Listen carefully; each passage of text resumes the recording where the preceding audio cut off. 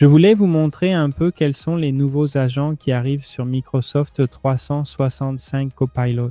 Ceux-ci enrichissent la licence et augmentent l'écart entre la version payante et la version gratuite de Copilot, donc la Copilot Chat. Désolé, je voulais me présenter un instant puis je te laisse continuer. Je suis un des Microsoft MVP et expert dans les technologies de Microsoft 365. Si tu veux des mises à jour sur les outils de collaboration de Microsoft, les intranets, Microsoft 365 Copilot, SharePoint, Teams et le reste, abonne-toi à la chaîne. Ceci étant dit, commençons par le premier. Le premier s'appelle Knowledge Agent dans Microsoft SharePoint. Qu'ont-ils fait fondamentalement? Ils ont fait en sorte de mettre une petite icône en bas à droite à l'intérieur de SharePoint.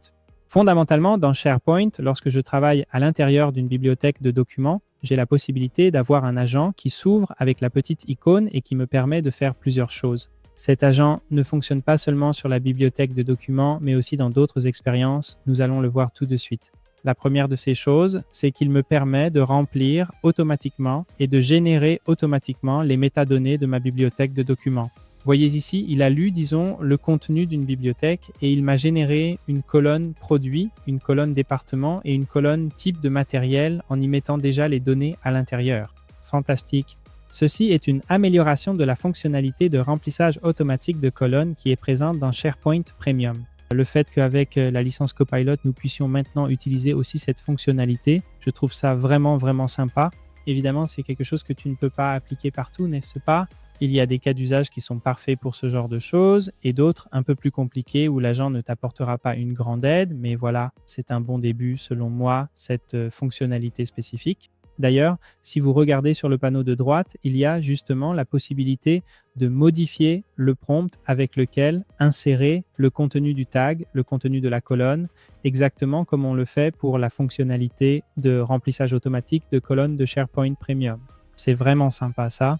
Si l'on continue, on voit d'autres fonctionnalités, car évidemment, sur la droite, je n'ai pas seulement un outil qui m'aide à effectuer des actions sur les contenus, mais aussi un outil qui m'aide à agir sur la façon dont j'affiche ces contenus.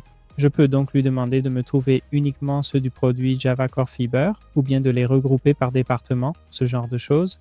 Donc, en utilisant mes propres mots, je peux améliorer la vue de la bibliothèque de documents de SharePoint et l'utiliser ensuite une fois que je l'ai optimisé.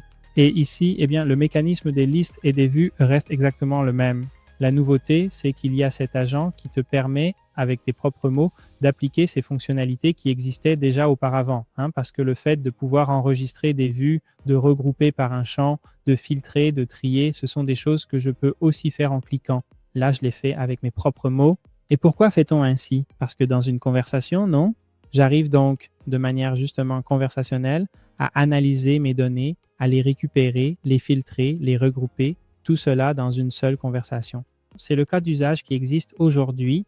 Il n'y a pas seulement, disons, cette possibilité de modifier l'affichage de la bibliothèque de documents, mais il y a aussi la possibilité de demander des informations sur le contenu de ces documents directement depuis le menu de droite. C'est donc comme avoir une sorte d'agent Copilot qui est filtré, n'est-ce pas, sur cette bibliothèque de documents sans avoir à le créer. C'est sympa ça. Ce même agent de Knowledge sur SharePoint nous permet aussi de faire des choses vraiment très sympas à l'intérieur d'un site SharePoint. Tu sais, l'intranet, l'extranet ou le site de communication, je peux identifier quelles sont les pages inactives et éventuellement les retirer. Fantastique. Les pages inactives sont des pages qui ne sont plus, disons, consultées ou qui n'ont pas été modifiées depuis longtemps. Je peux décider de les retirer. Les retirer, cela signifie essentiellement les dépublier.